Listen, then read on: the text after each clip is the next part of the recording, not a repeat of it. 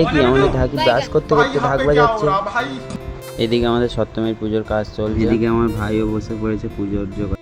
আর আমার গাড়ির একটা প্রবলেম হচ্ছিলো, তাই একটুখানি শোরুমে যেতে হবে।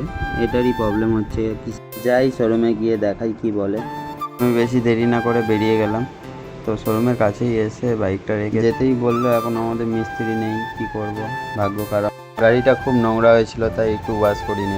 এইদিকে ছোট ঢাকি ঢাক বাজাচ্ছে, মায়ের আরতি চলে। আমি এইদিকে রেডি হয়ে গেছি, এবার বেরোবো, চলো। ফাইনালি আমাদের ট্রেনও চলে এসছে, চলো ট্রেনে উঠে কথা হচ্ছে। এইদিকে ট্রেনে উঠে গেছে আর আমার পাগলি এপারে বসে আছে।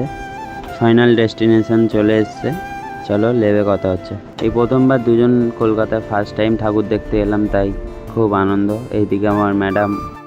এখানে অনেকক্ষণ ধরে দাঁড়িয়েছিলাম, একটাই কারণ আমরা তো এখানে সব চিনি না। আমাদের একটা দাদা আছে, আসবে, তারপর আমরা আমাদের মতন এরাও ঘুরছে। এদিকে আমাদের দাদারাও চলে এসছে, তো তাই আমরা বেরিয়ে গেছি। সত্যি কলকাতায় এত সুন্দর সুন্দর প্যান্ডেল করে, বাইরে দিয়ে যতটা সুন্দর না লাগছিল, ভেতরে এসে দেখলাম আরও সুন্দর লাগছে। আর এত ভিড়, ভেতরে এত পরিমাণ গরম ছিল যে এখানে এসে এই ব্যক্তিকে দেখতেও কোনোদিন আশা করিনি। আবার বেরিয়ে পড়লাম নেক্সট প্যান্ডেলের জন্য, চলো গিয়ে দেখা হচ্ছে। আর এইদিকে দেখতে পাচ্ছ আমার পাগলি কতটা এক্সাইটমেন্ট। আর এইদিকে দেখতেই পাচ্ছ কত বড় লাইন। কষ্ট করে লাইন দিয়ে এলাম ঠিকই, কিন্তু এত সুন্দর প্যান্ডেল দেখে সত্যিই কোনো কষ্ট আর হয়। আবার একটা প্যান্ডেলের জন্য দাঁড়িয়ে আছি।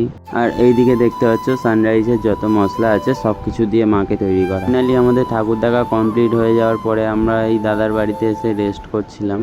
এই পর্যন্ত ছিল আমার মিনি ব্লগটা, দেখা হচ্ছে পরে মিনি ব্লগে, টাটা।